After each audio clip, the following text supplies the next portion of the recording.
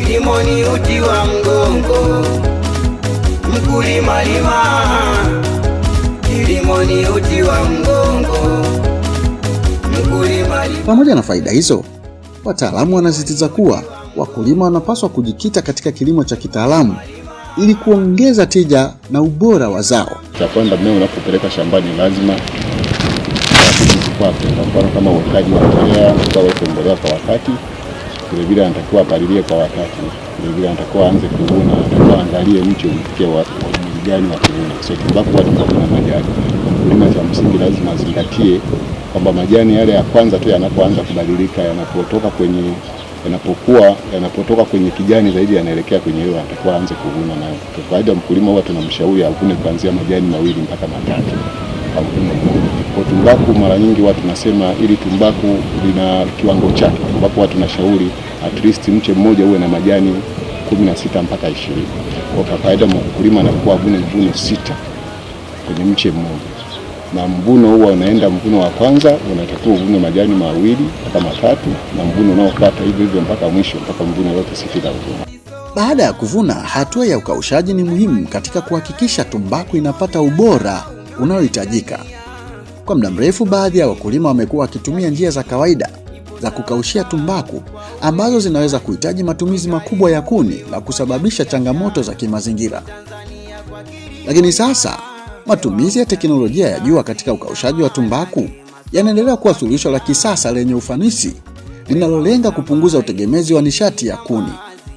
Teknolojia hii hutumia joto la jua katika mchakato wa kukaushia tumbaku, huku mazingira ya ndani ya banda yakisaidia kudhibiti mchakato wa ukaushaji.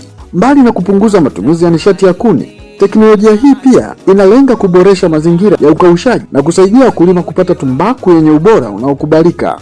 Ndiyo maandalizi, tulishapata mirunda, tumejenga mabanda, tumepata nailoni, tumeezeka juu, tumefunga miti. Kwa hiyo tayari tumeshaanza kwa teknolojia hiyo kukausha kwa kupitia mabanda yetu hayo ya kukausha kwa jua. Na hapa nyuma kidogo palikuwa yanakauka haraka sababu jua kidogo lilikuwa linawaka, lakini kuanzia juzi kuna mawingu linachelewa kidogo kukauka.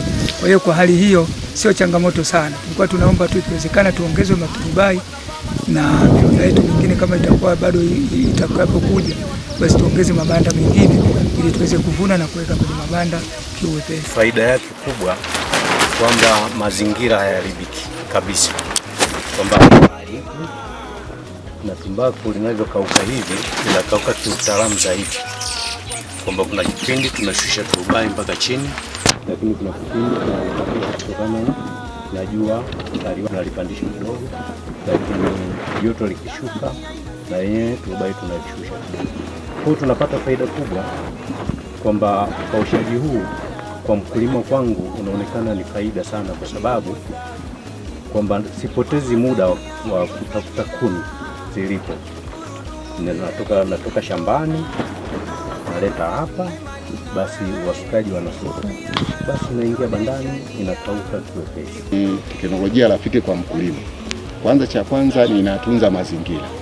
Kwa nini inatunza mazingira? Kwa sababu haihusishi zaidi kukataji wa miti. Kwa maana mkulima akishatengeneza bani, hilo bani analitumia kwa ajili ya kukaushia tumbaku. Kwa hiyo inatumia miti michache kwa ajili ya kutengeneza tu bani.